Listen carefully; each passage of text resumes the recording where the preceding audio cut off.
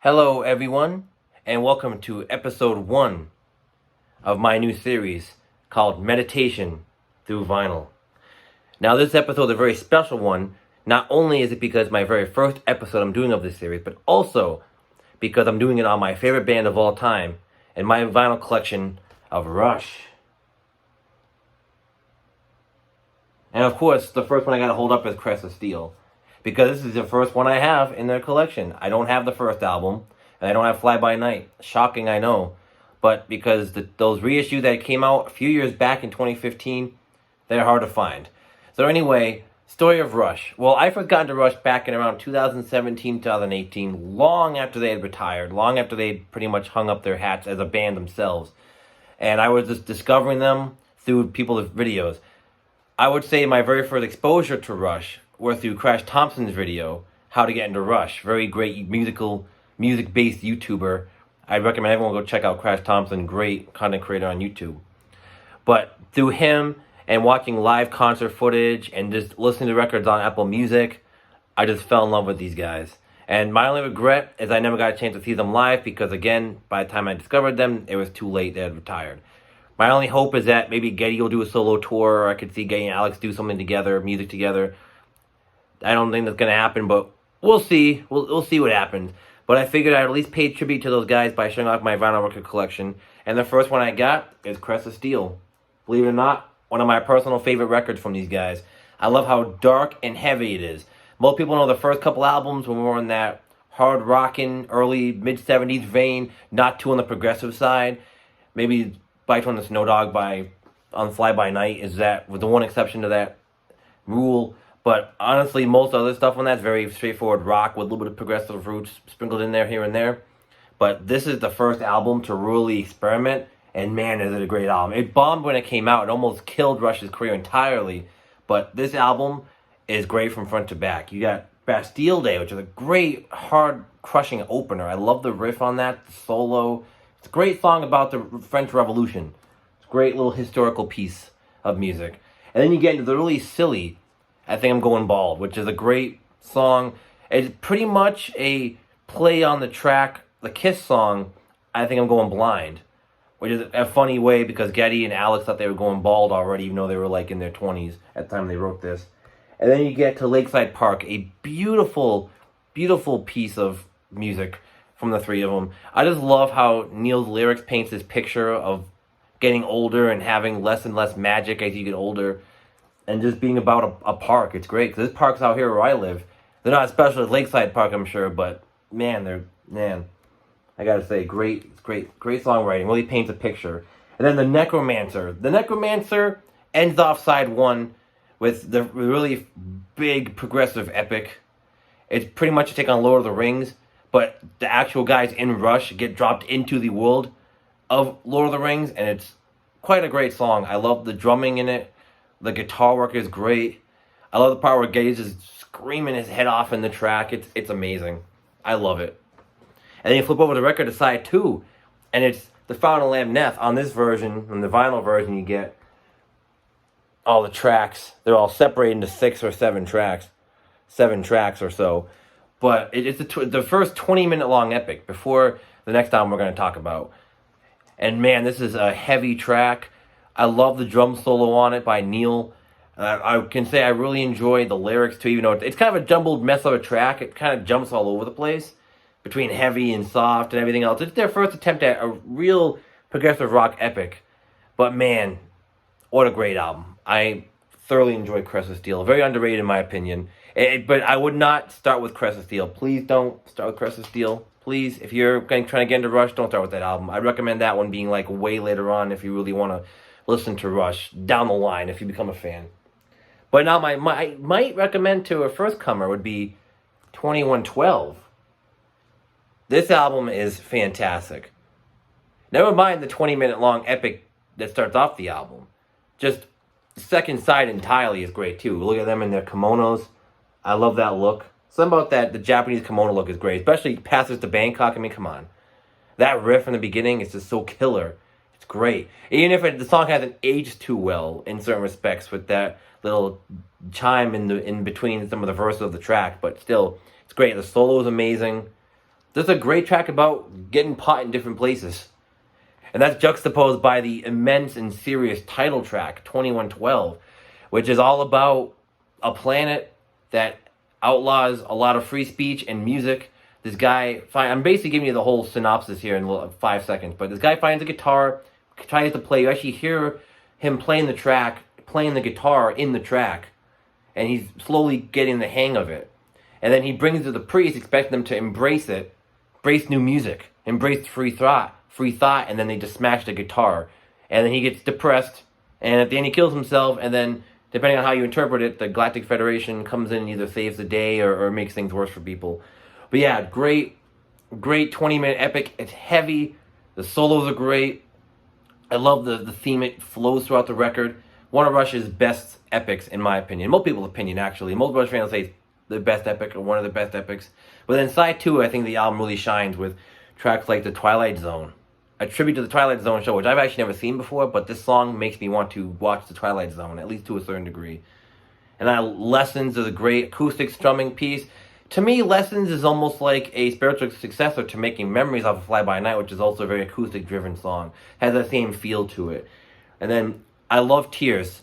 Now, as a side note, when Neil joined the band back on Fly By Night, he started writing lyrics. But on the first album, John Rutsey, the original drummer, was supposed to write lyrics, but he was lazy at the time or didn't want to, so Geddy and Alex had to write lyrics for the first album.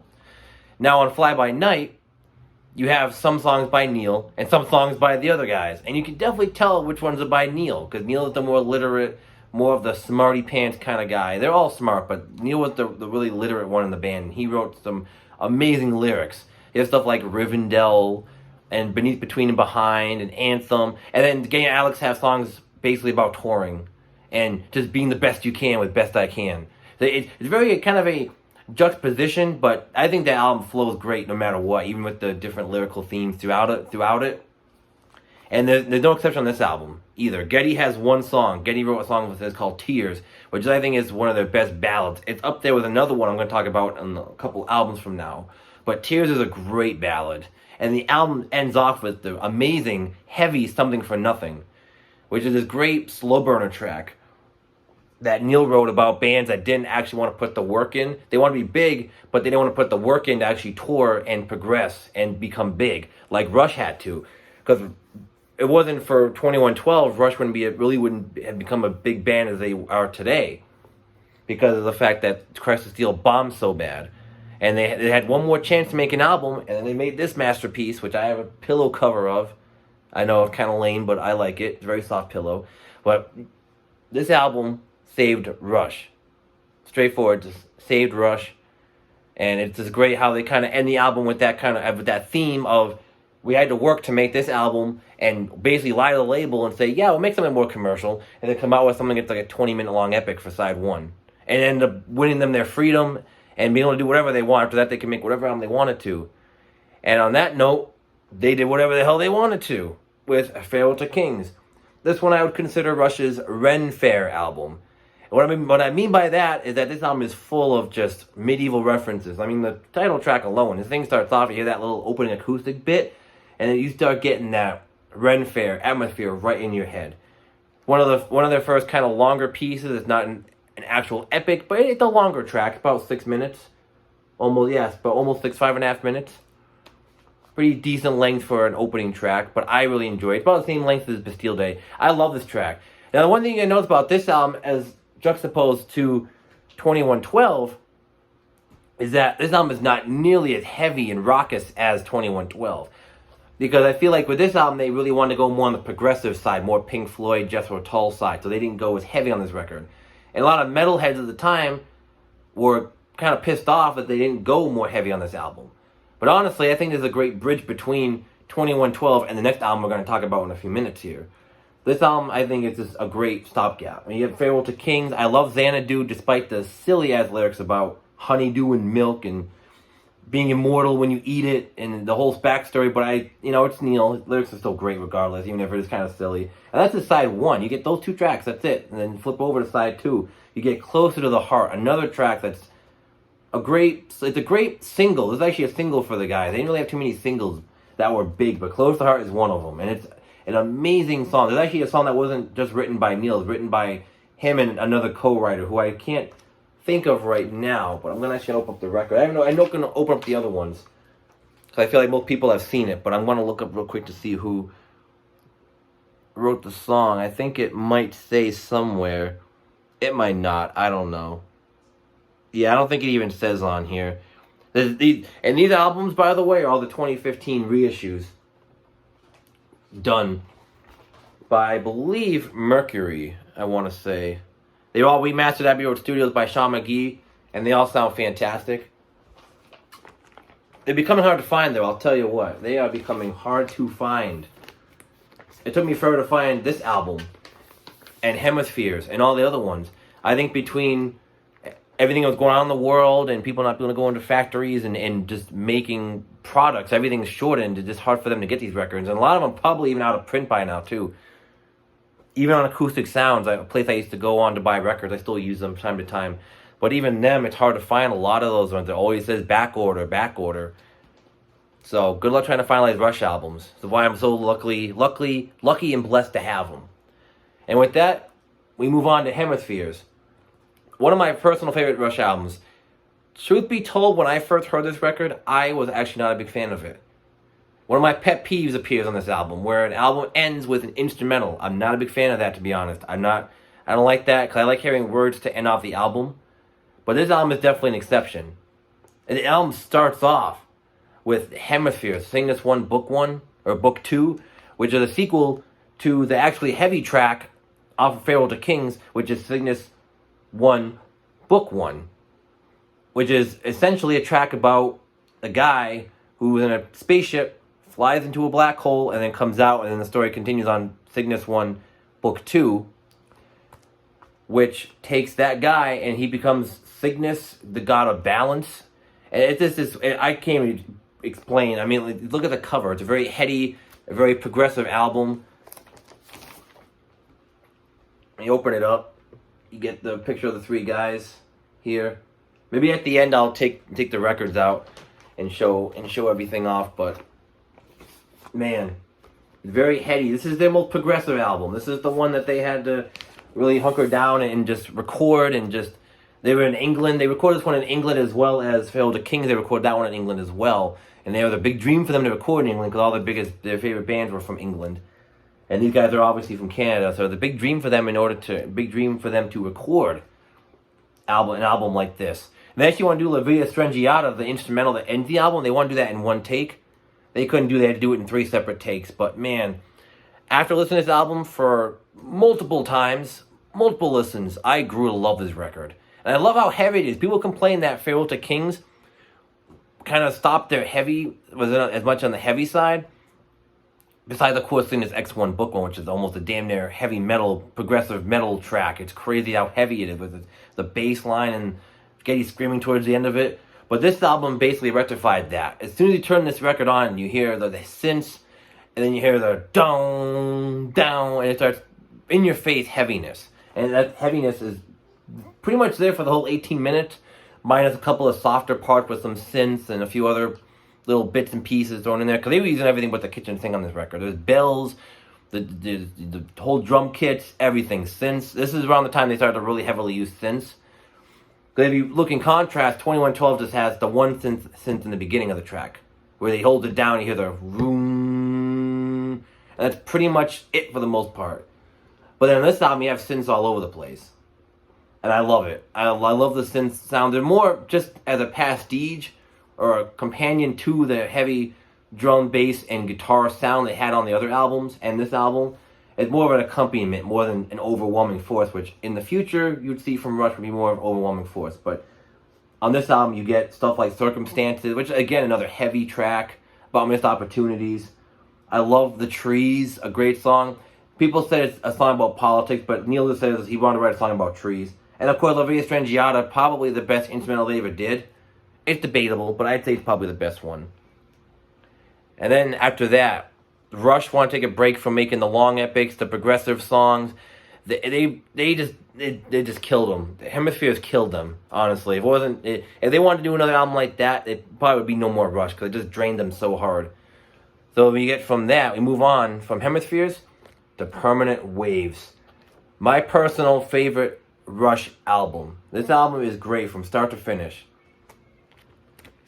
I say I love the cover. Oh, look at that. The back to this, too. And I love the whole monochromatic black and white pastiche, too. You get the inner sleeve, lyrics. And I love this picture, too. Especially Alex with his guitar.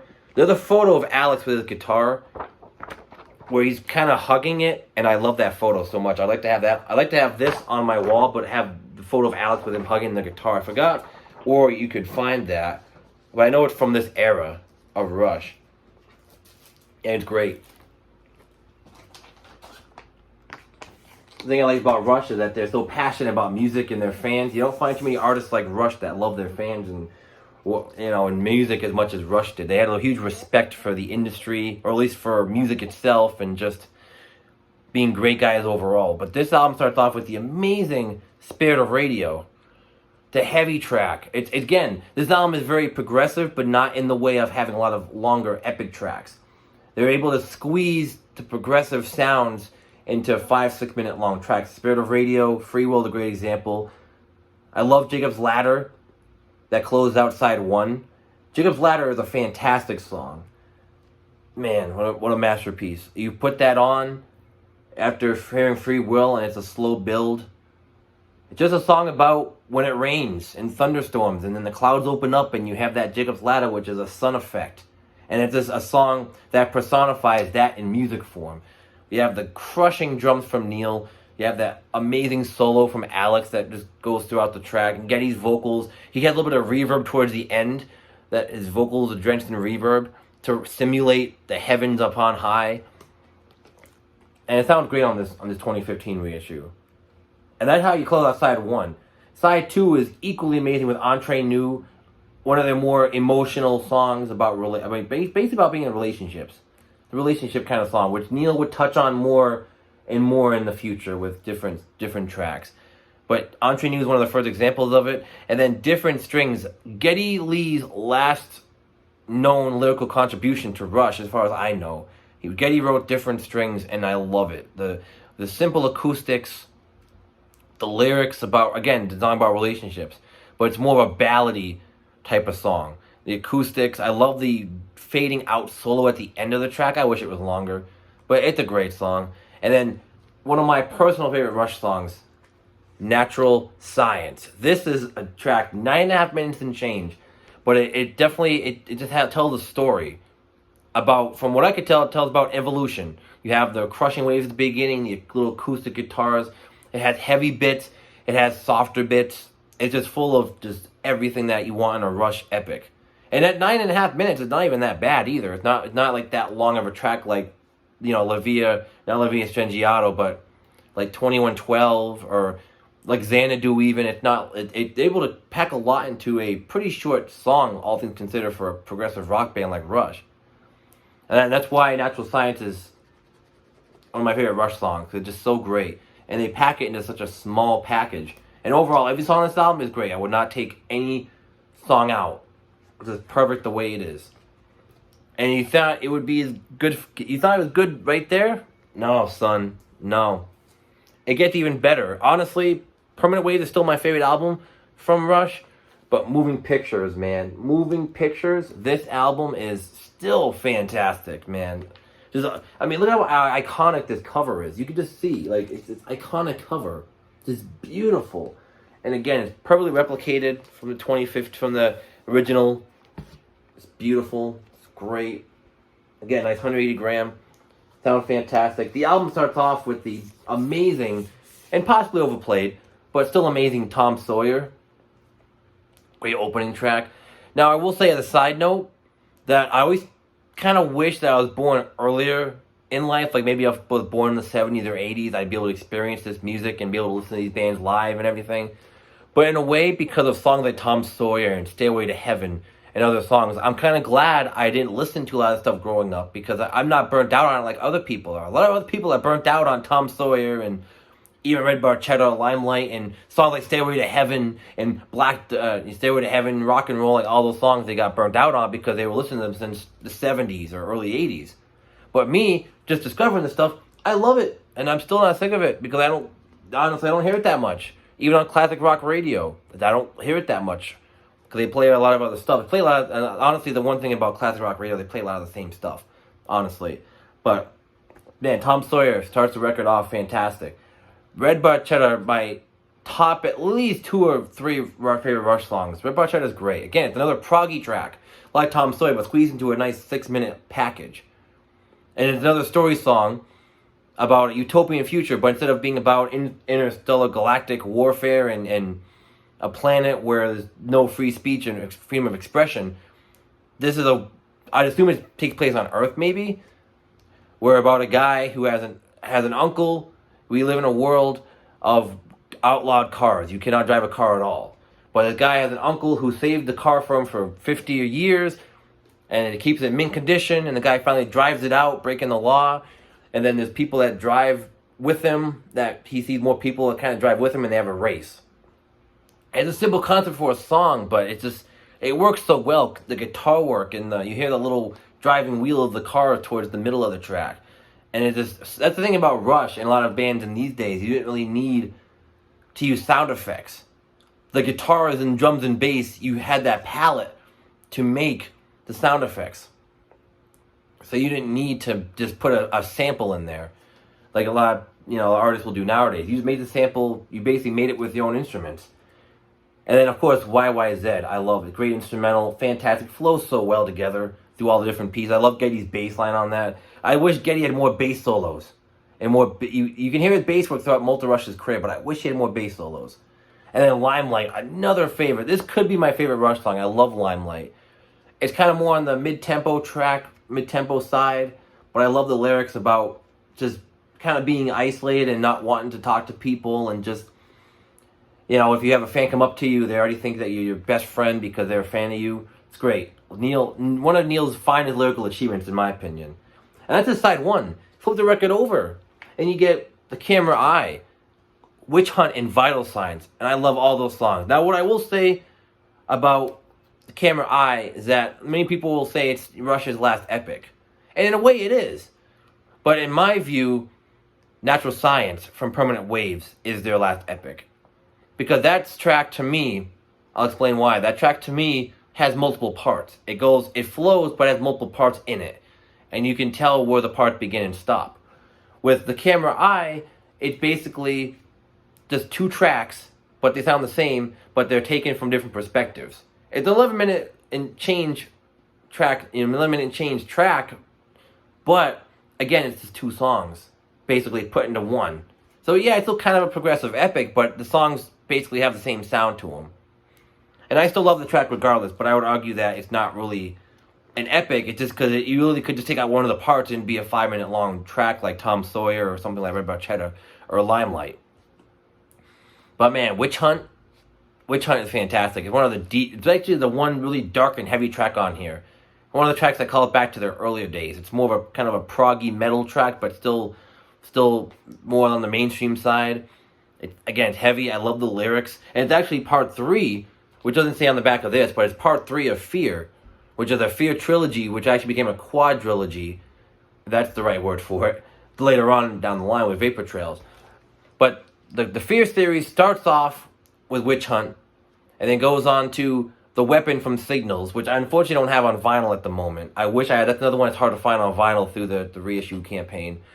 And then part 1 was on Grace Under Pressure with, I believe, I'm actually about to show that one next, but I have to cheat and I don't actually remember. I think it's The Enemy Within, I believe, that is the one. I could be wrong. I think it's The Enemy Within that it actually is part 1 of Fear, I think. It probably would say in the liner notes, but yeah, it starts out the Fear trilogy quite amazingly. And then, of course, Vital Signs, which is a kind of signal to fans of, like, this is where we're going to go a little bit reggae, a little bit more on the synth bass side. It still has some rocking elements and again, that bass solo towards the end is fantastic, but what a great close of this record. This album is great. Side 1 gets all love, but side 2 is just as good in my opinion. Despite my gripes with Camera Eye, but again, that's just because it's just technically 2 tracks put into one. But again, it's a great album regardless. I'm not going to take anything away from that accomplishment. It's one of the best-selling albums of all time. and I'm happy to own on vinyl. But then I don't have Signals like I said earlier, but I do have this masterpiece, Grace Under Pressure. This is like, Signals was a really synth-based heavy album, but this one is a really heavy synth-based album as well. This album is just full of the electronic synths. By this time, Neil started to implement more electronic drum kits, drum parts to the drum kit, and you can definitely hear that on some songs. But the songs still sound organic. The thing about Rush is I love their production. Terry Brown was a producer up until Signals. He just produced that album and didn't like the direction they were going, so he left. This album is actually produced by, I believe, Peter Collins, who I don't think is Phil Collins. It's a different Collins, I believe. I think it's someone who's different than Phil Collins. I'm pretty sure. But Peter Collins, I believe Pete Collins produced this record. I could be wrong. But yeah, this album, I didn't even show the other records. I'm kind of losing track here. But yeah, despite the water damage on the cover in the back, there's a water damage or something. There's like spots. It's hard to tell on camera. There's like this line, a little bit of ring wear. Yeah, this album sounds great. This one's actually one of the 200 gram pressings that I got because these ones are actually easier to find. My theory, before I talk about the album here, is that these albums are easier to find because of the fact that nobody liked these ones as much, or people don't like them as much as the early ones. So these ones that are 200 gram are easier to find. Let me see where I can find Engineered. Okay. Hugh Syme, of course. Hugh Syme did most of their album covers, which I love their artwork, by the way. I didn't really touch on that, but I love their artwork. But yeah, I can't find where... I think it was Pete Collins, though. I don't want to, like, take this too long. Remastered Abbey Road Studios, Stage Left Technician, yeah, show a lot of stuff. Billy Collins, that's somebody else, yeah. Yeah, I'm pretty sure that Peter Collins, or... I don't think it was actually Phil Collins. That'd be cool if he was Phil Collins that actually produced this. It actually might say on the record here, but I don't think so. It doesn't look like it says. But yeah, despite the water damage, you know, and a few other things, I still love this. Because the thing is with these Rush reissues, when they first came out, they all came out with 200 gram when they first were released. Now, of course, that was when they first came out in 2015. Now they reissue them at 180 gram, and those are the ones that you can kind of somewhat find in stores or find online, and even that's impossible. But these albums, because the later 80s albums like Grace Under Pressure, Power Windows, and Hold Your Fire, those albums were way more niche albums for people. Because by the time this album came out, most Rush fans kind of fell off with them at that point. Because they were like, well, I'm listening to Iron Maiden and Judas Priest, you know, all those, you know, Saxon. The new wave of British heavy metal was really taken off by the early 80s, mid-80s. And then Metallica were big in 84 with their Kill 'Em All album, and Ride the Lightning was about to come out, or was out by that time. So people listened to a lot of heavy stuff. A lot of metalheads were listening to heavy stuff, and Rush were pretty much left in the dust. But for my money, this is still one of my favorite Rush albums. I love it. Distant Early Warning is great. Great lyrics. I love the opening keyboards on that track. After Image is great. After Image, to me, it's a song about the death of one of their producers. But this song, to me, while it's great and I love the lyrics, I'd say it's almost a proto-sequel to Lakeside Park. Because Lakeside Park is more of the innocent version of that. It's like, yeah, the magic's going away, but no one actually died in that song. It's just about growing up.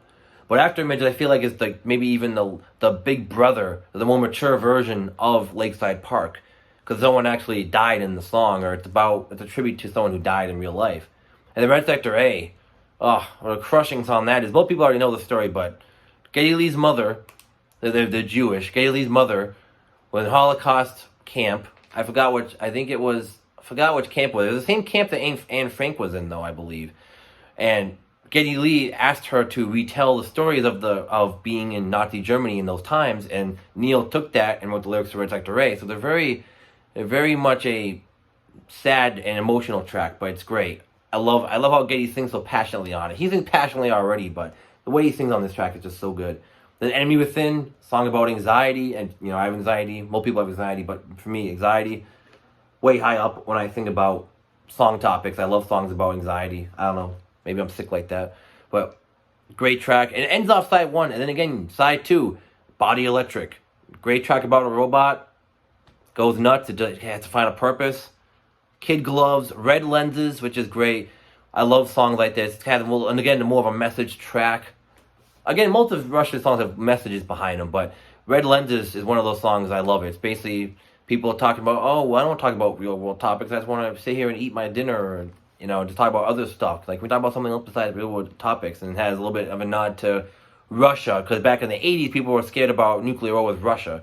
And so this album is very much a time capsule of the 80s, with that really heavy synth 80s sound, but it ends with the surprisingly heavy Between the Wheels. Now, this song is a great closer to this album, let me tell you. Whoo boy, listen to this record, especially on vinyl, you crank it up, and you hear the da, da, da, you hear that, the synths and the pianos, and then you have Alex in the background with that amazing riffage. It's just nothing short of spectacular, and it's a very dark song to close the album out. Still, another great record from Rush. And then we move on to 1985 with Power Windows. Again, another 2015 reissue. This is actually the last of the 2015 reissue that I currently have. I don't have Hold Your Fire, which I can still find acoustic sounds pretty easily. I'm not too worried about it. Acoustic Sounds has a lot of copies of that one, I'm sure. But I don't have that one. I think that's the last one on that record label and that reissue campaign, because then Presto, everything from Presto onward got reissued. At least until Snakes and Arrows, all got reissued on the Atlantic label, which I have one album by Rush, which is the last album we're going to talk about, because the last one I have on vinyl. But that's actually on the Atlantic label. But this album I have, Power Windows, is another great album. But this one, again, this is when people start to really lose their shit when it comes to Rush, because this is like totally coated in synthesizers and just electronic elements, and it's even for me, this album was really hard to get into when I first heard it. I mean, it's a doozy of a record. I mean, it only has 8 tracks, but all the tracks are pretty long. But what I'll say about this album that I really enjoy is just how proggy it is in spots. Like, the songs are long, but they're also proggy. It's almost like they took what they were doing on Signals, because Signals is a pretty proggy album too, but they made it just even more electronic and synthesizer based. And they went crazy with it. And this is the last album to really feature that reggae experimentation they were working on with stuff like Spirit of Radio and Vital Signs and Digital Man and a lot of different songs, even on Grace Under Pressure, that kind of bouncy reggae beat. And this is kind of the last vestiges of that, with tracks like The Big Money, which is one of my favorites. I love The Big Money. And the album ends with Mystic Rhythms, which is another great Rush track with Neil's monolithic drumming to really back up the track, and the lyrics are just fantastic. I only wish I knew this album more, because I've actually haven't listened to this on vinyl since the initial time I listened to it. And it sounds great, but I've only listened to it once or twice, because this isn't one that I pick up that often to listen to. But again, 200 gram pressing. Easier to find the 200 gram pressings of these, which is great. I love it. It's a really thick piece of vinyl. You don't even have to take it out, but you can just tell like how thick that is. It's crazy, and I know thickness doesn't determine the sound quality of the record necessarily, but I feel safer with a thicker record. And of course, all these came with the download code, which a lot of these ones, this one and I think Grace Under Pressure, those ones are expired. They're 2016, because those ones are the original reissues. Of course, you get the guys here looking all 80s, which I love. Alex's Flock of Seagulls haircut. He's got that long hair. And by then they had the headless bass. Gay was using that headless bass in the Big Money video. It's great. I love the Mystic Rhythms video too. Again, so 80s, but it's great. Again, I'll lift open my flap for you guys. There. Nice little flap there. I love the custom center label with the TV. I know you guys can see that very well, but I always like that too. I always love Rush's center labels. They didn't just use the generic center labels from a lot of record labels. At least later on, they wouldn't. In the beginning, like 2112 has the building for the Mercury label, but most of the other ones don't actually do that. And of course, with any vinyl video, you have to be careful and make sure you put the records in the right way. And don't bang the table either.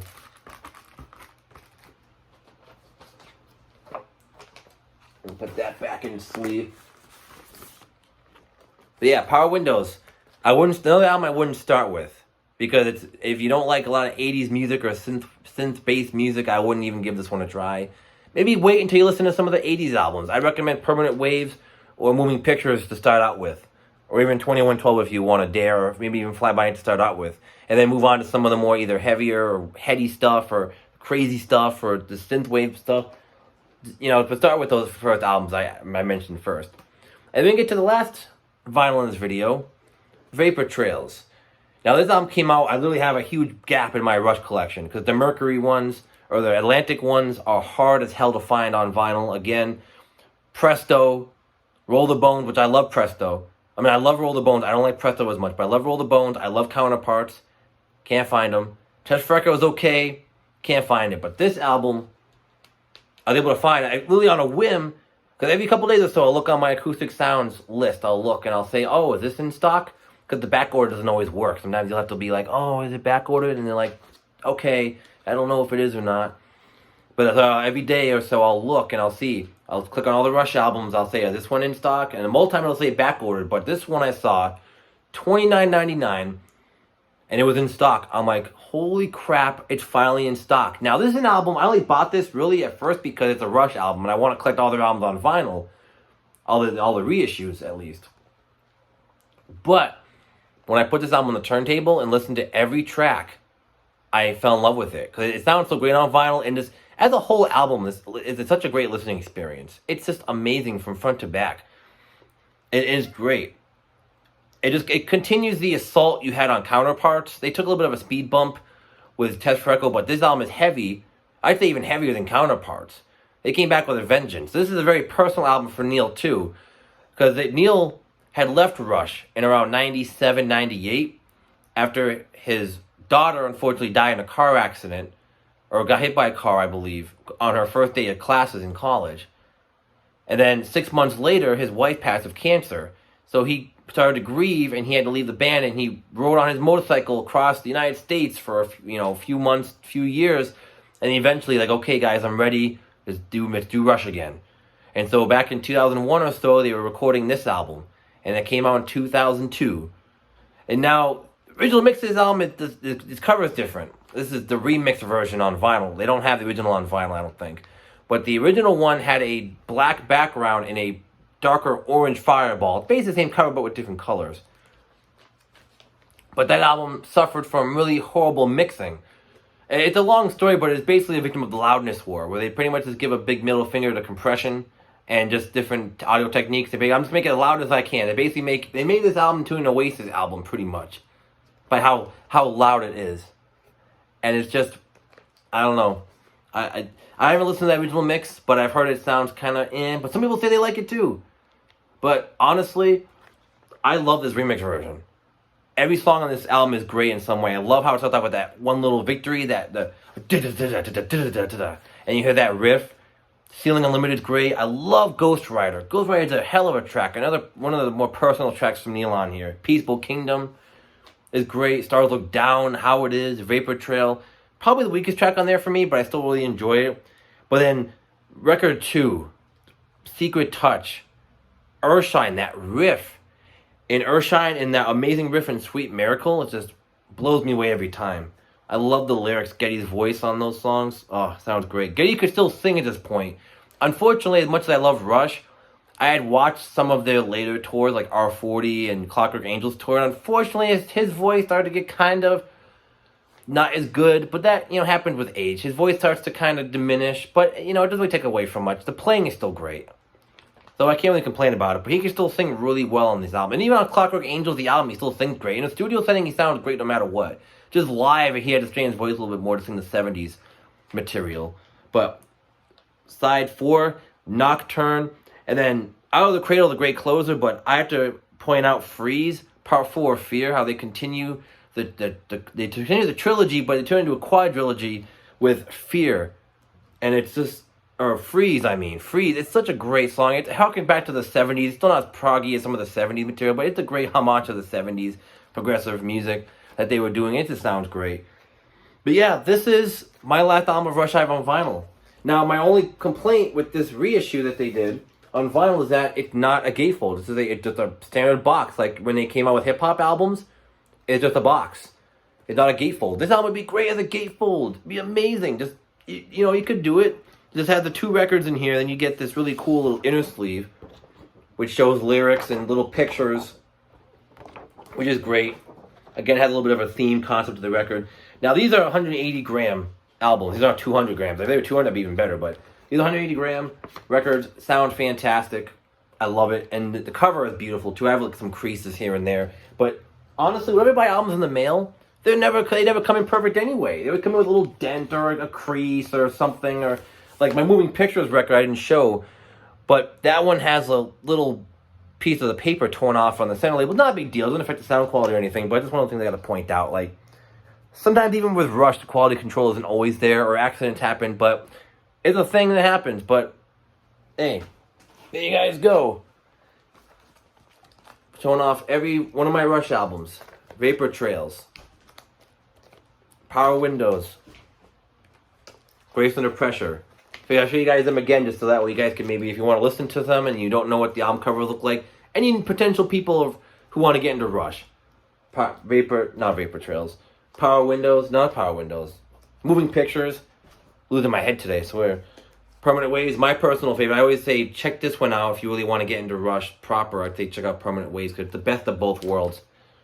Hemispheres, not for the faint of heart, but still a great album. Farewell to Kings, again, not for the faint of heart, but still a great album. 2112, again, another starting point album, but again, a little caveat is if you don't like longer tracks, then maybe I'd skip to side 2 or listen to the single version of 2112 that's like 7 minutes or has like different parts to it. And it's like a proto single. Maybe listen to that. And then Crest of Steel, please don't start with this one again. Please don't, because if you do, you're not going to like Rush, or you'll have a hard time getting into them because of how weird this album is. But again, one of my personal favorites. But there you go. That's my entire Rush vinyl collection. Thank you guys for watching this long video. I'm approaching 43 minutes now on the video, but this is my very first part of my vinyl meditation with vinyl series. So please, if you enjoyed the video, give a like, thumbs up. Please subscribe if you haven't already. I would really appreciate getting more viewers. I want to try to upload once a week, maybe once every couple weeks, depending on when I have time. I do work a full-time job. My wife works as well. I got to take care of my cats, which I wish you guys can't see my cats right now, but one of them's over there. On a side note, my cat's name is Getty. My male cat is Getty. So that's how you know I'm a big Rush fan. He's got the goatee and everything. Maybe I'll show him off in a video someday. But thank you guys for watching. I appreciate it, and have a wonderful day.